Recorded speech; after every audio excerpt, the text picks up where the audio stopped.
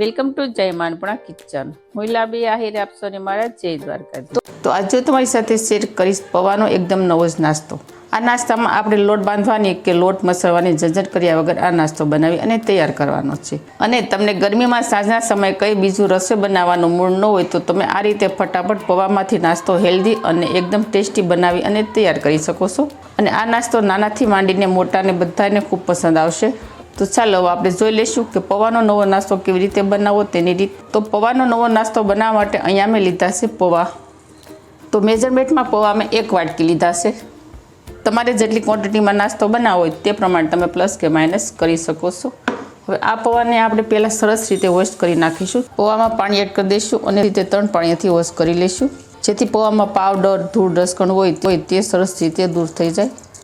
તો અહીંયા આપણે પૌવાને 2 થી 3 પાણીથી સરસ રીતે વોશ કરી નાખ્યા છે. હવે આ પૌવાને આપણે સંસા વડે થોડા મેશ કરી દઈશું. તો વિડીયો શરૂ કરતાં પહેલાં મારી તમને નિવેદન છે કે હજી સુધી તમે મારી ચેનલને સબસ્ક્રાઈબ ન કરી તો પ્લીઝ જય માનપણા કિચનને સબસ્ક્રાઈબ કરી દેજો. વિડીયોને એક લાઈક જરૂર કરજો. હવે આ રીતના પૌવા મેશ થઈ જાય ત્યારબાદ આપણે થોડા વેજીટેબલ એડ કરી દઈશું. તો વેજીટેબલમાં અહીંયા મેં લીધું છે અડધું શિમલા મરચું. તેને મેં આ રીતે નાના નાના ટુકડા કરી નાખ્યા છે. શિમલા મરચાંના વધારે મોટા ટુકડા નહીં કરવાના. જુઓ તમે જોઈ શકો છો, એકદમ ઝીણી ટુકડી રાખવાની આ રીતે. હવે આ શિમલા મરચાંના ટુકડાને આપણે એડ કરી દઈશું બાઉલમાં. ત્યારબાદ લઈ લઈશું મીડિયમ સાઇઝની ડુંગળીને પણ આ રીતે મેં કટ કરી નાખી હતી, એકદમ ઝીણી.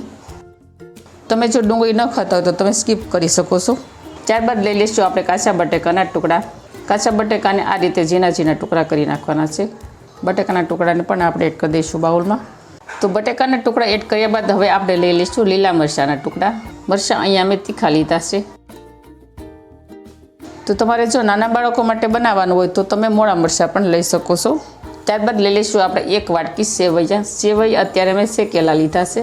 જે રેડીમેડ પેકેટ આવે છે ને તે લીધું છે. આ સેવૈયાનું પેકેટ તો લગભગ બધા સ્ટોર પર મળી જાય છે. આ રીતે આપણે થોડો ભૂકો કરી અને એડ કરી દઈશું.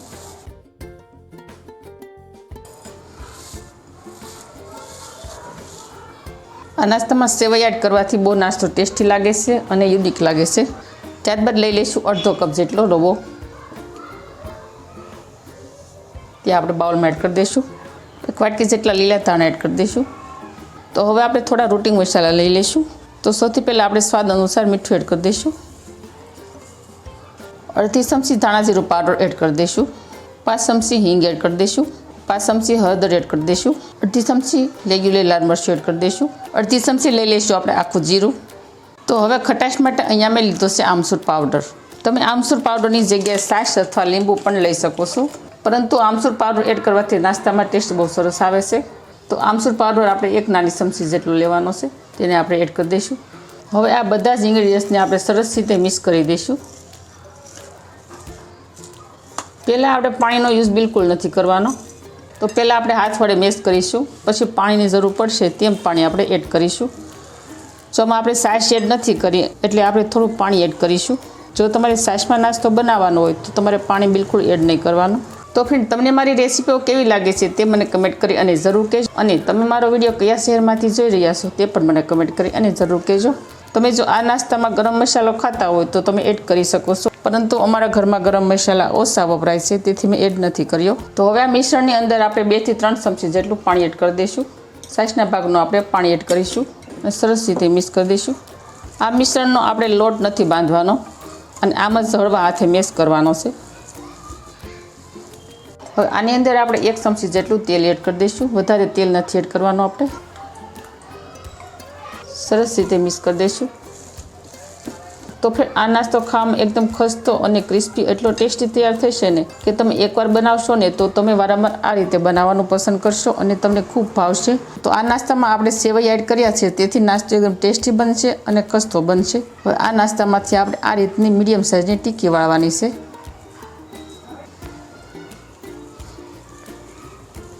આ રીતે આપણે ગોળ રાઉન્ડ કરી અને આ રીતે આપણે ટીકી વાળી દઈશું, પતલી.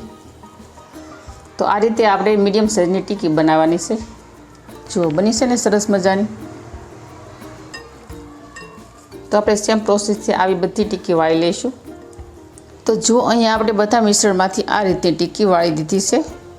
હવે આપણે આગળની પ્રોસેસ કરીશું. તો તેના માટે જઈશું ગેસ તરફ. હવે આપણે ગેસ ઓન કરી અને ગેસ પર આપણે પેન રાખી દઈશું. તો હવે આ ટિકીને આપણે એકદમ ઓછા તેલમાં સેલો ફ્રાય કરવાની છે. થોડું તેલ એડ કરી દઈશું પેનમાં. આમાં આપણે ફક્ત 5 ચમચી તેલ એડ કરવાનું છે. આ રીતે તેલ નાખી અને બ્રશ વડે આપણે આખા પેનમાં ફેલાવી દઈશું. હવે આપણે જે ટિક્કી તૈયાર કરી હતી તે આપણે પેનમાં રાખી દઈશું.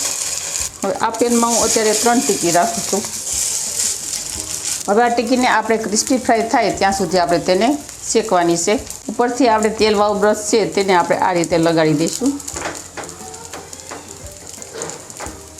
તો હવે આપણી ટિક્કીનો પેલો ભાગ સરસ રીતે શેકાઈ ગયો છે. હવે આપણે તેને પલટાવી લઈશું. કેટલો સરસ કલર આવ્યો છે.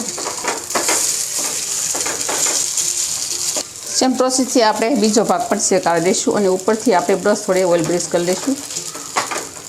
તો જો અહીંયા આપણી ટિક્કી સરસ સેલો ફ્રાય થઈ ગઈ છે. હવે આપણે તેને પેનમાંથી કાઢી લઈશું. તો જુઓ બની છે ને, જોતાં જ ખાવાનું મન થઈ જાય તેવી પૌવાની ટિક્કી. તો હવે સેમ પ્રોસેસથી આપણે બાકીની ટિક્કી પણ ફ્રાય કરી લઈશું. તો અહીંયા આપણો પરફેક્ટલી પૌવાનો નવો નાસ્તો બની અને થઈ ગયો છે તૈયાર. તો તમે પણ આ રીતે બનાવશો, બહુ સરસ બનશે અને ખાવાની પણ ખૂબ મજા આવશે. અને આ નાસ્તો એકદમ ઓછા તેલમાં અને લોટ બાંધ્યા વગર જ તૈયાર થાય છે. તો મારી આજની આ રેસીપી કેવી લાગી તે મને કમેન્ટ કરી અને જરૂર કહેજો. અને મારી આવી જ નવી નવી રેસીપીઓ શીખવા માટે જય માનપુણા કિચનને સબસ્ક્રાઈબ કરી દેજો. ફ્રેન્ડ અને ફેમિલીમાં વધુને વધુ શેર કરજો. આવજો, ફરી મળશું આવી જ નવી રેસીપીઓ સાથે. ત્યાં સુધી થેન્ક યુ. જય દ્વારકાધીશ, જય સિયારામ, ધન્યવાદ.